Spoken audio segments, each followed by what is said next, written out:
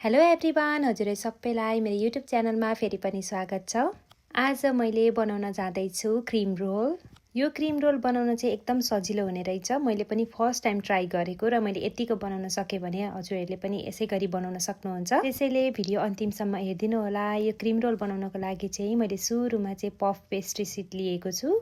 अब यसलाई भित्रबाट एउटा निकालेर मैले चाहिँ 20 मिनेट जति बाहिर छोडिदिन्छु। म चाहिँ क्रिम रोल बनाउने मोल्ड थिएन, त्यसैले चाहिँ मैले यहाँ चटपटे खाने कोन जस्तो बनाएको छु एल्युमिनियम फोइलले, र भित्र राखेपछि अलिकति डह्रो हुन्छ बनाउनको लागि। 20 मिनेट पछि हाम्रो पफ पेस्ट्री सिट पनि नरम भइसकेको छ र हजुरहरूले भिडियोमा देखाए जसरी नै बनाउनु होला। अब कोनमा तेल स्प्रे गरेर भिडियोमा देखाए जसरी नै हजुरहरूले एउटा लिनु होला अनि यसलाई अघि बनाएको कोनमा मजाले रोल गरिदिने। पेस्ट्री सिट नरम भएको हुँदा चाहिँ यो भाँचिने अथवा टुक्रिने हुँदैन, मजाले तन्किएर रोल हुन्छ एकदम सजिलोसँग।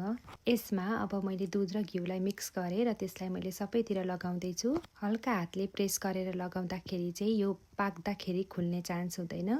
यो चाहिँ अब रेडी भइसकेको छ र अब सेम प्रोसेस गरेर मैले लगभग 4वटा जति बनाएको छु। यसलाई अब बेक गर्न पर्ने हुन्छ। त्यसको लागि चाहिँ मैले ओभनलाई 200 डिग्रीमा पहिले नै 15 मिनेट प्रिहिट गरेको थिएँ र मैले यसलाई अब राखिदिँदैछु।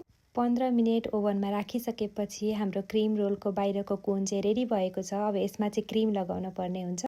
क्रिमको लागि चाहिँ मैले यहाँ थिक एन्ड क्रिम लिएको छु र यसलाई चाहिँ मैले मजाले बिट गर्छु। एकैछिनपछि मैले यसमा चाहिँ भ्यानिला एक्स्ट्र्याक्ट राखेको छु र त्यसपछि मैले यसमा सुकुमेलको धुलो पनि राखिदिन्छु। अब क्रिमलाई गुलियो बनाउनको लागि चाहिँ मैले यहाँ चिनी राखेको छु। हजुरलाई जतिको गुलियो खान मन लाग्छ हजुरले त्यति नै राख्न सक्नुहुन्छ। अब फेरि मजाले यसलाई मिक्स गरिसकेपछि चाहिँ हाम्रो क्रिम रेडी हुन्छ। यतिको भएपछि अघि बनाएको रोलमा राख्न पनि सक्नुहुन्छ, तर मलाई चाहिँ यो क्रिम रोलमा नरिवल राखेको एकदम मनपर्छ, त्यसैले मैले यहाँ नरिवलको धुलो राखेँ।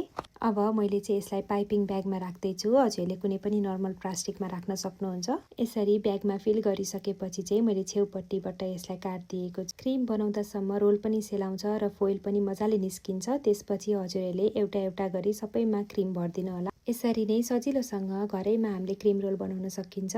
मैले पनि फर्स्ट ट्राईमा यतिको बनाएको छु। हजुरहरूले पनि अवश्य बनाउन सक्नुहुन्छ। अनि हजुरहरूलाई मेरो भिडियो मन परेको छ भने मेरो च्यानललाई लाइक, सेयर एन्ड सब्सक्राइब गर्न चाहिँ नभुल्नु होला। Thank you.